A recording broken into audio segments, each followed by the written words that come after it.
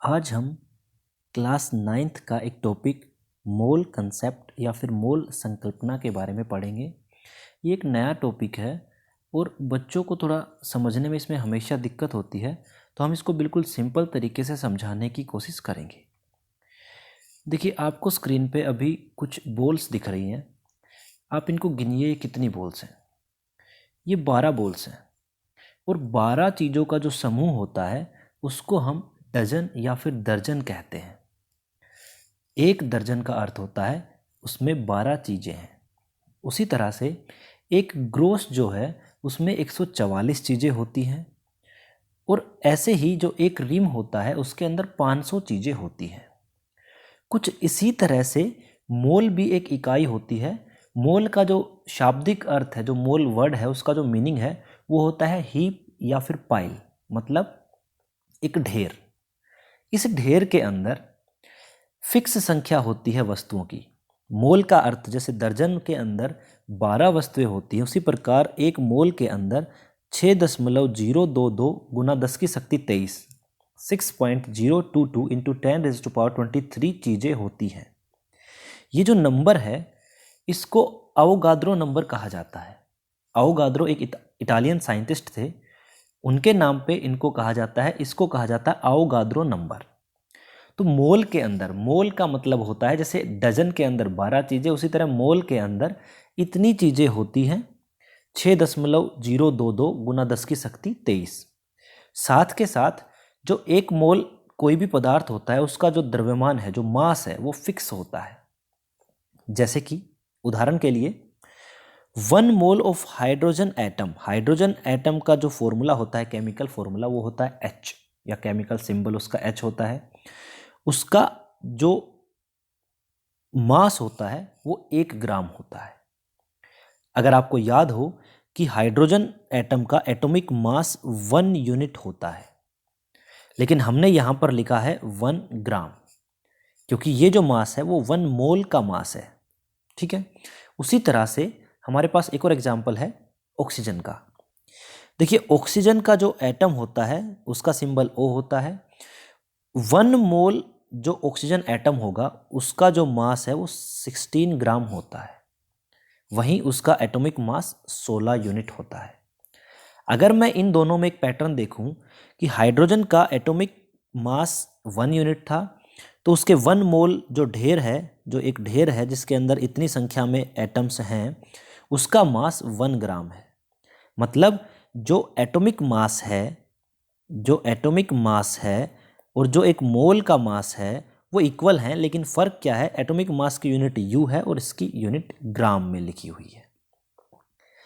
तो इन दोनों एग्जाम्पल से हम ये कंक्लूड कर सकते हैं कि एक मोल का मतलब ये होता है, एक mole, 1 mole of an atom और molecule has mass equal to atomic और molecular mass expressed in grams and it has 6.022 into 10⁻23 number of atoms और मोलिक्यूल्स।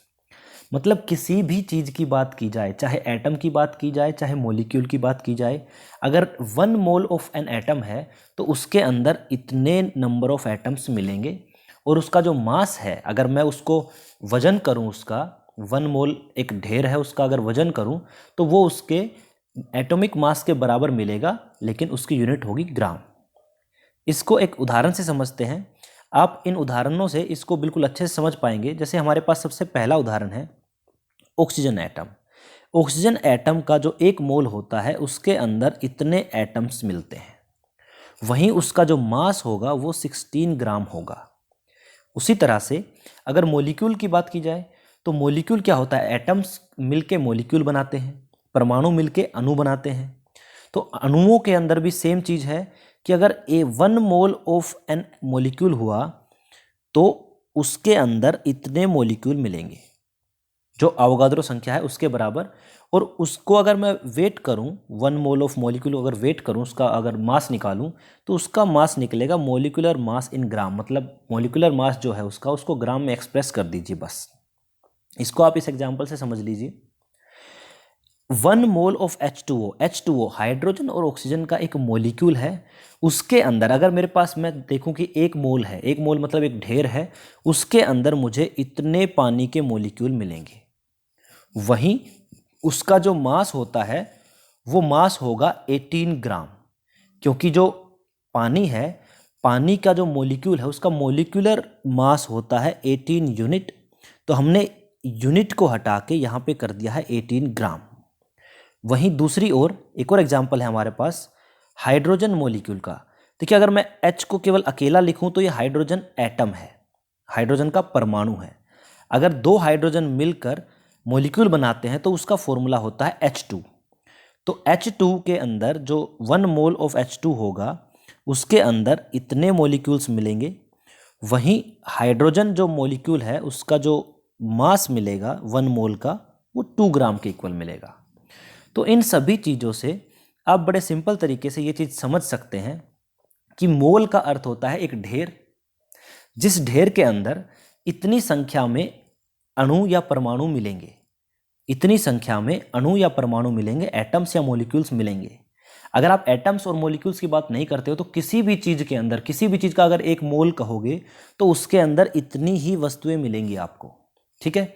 वहीं दूसरी ओर इनका मास जो है वो फिक्स होता है। एक मोल, जैसे मान लो जो मेरे पास ये ढेर है, ये मान लीजिए कि ये हाइड्रोजन एटम का है, इसको अगर मैं वेट करूं, इसका अगर मास निकालूं तो इसका मास निकल के आएगा 1 ग्राम। तो इनका मास 1 मोल, कोई भी मैटर हो, कोई भी चाहे एटम हो चाहे मॉलिक्यूल हो, उसका मास फिक्स होता है और वो इक्वल होता है ग्राम एटॉमिक और मॉलिक्यूलर मास के।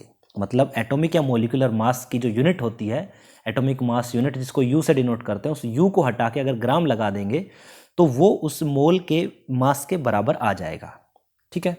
तो लास्ट में आपको यही कहूँगा, बड़ी सिंपल सी चीज़ है, एक मोल के अंदर इतनी चीज़ें होती हैं, चाहे वो एटम हो चाहे मॉलिक्यूल हो, और उनका जो मास है वो एटॉमिक और मॉलिक्यूलर मास के बराबर होगा, लेकिन उसकी यूनिट क्या होगी, ग्राम होगी।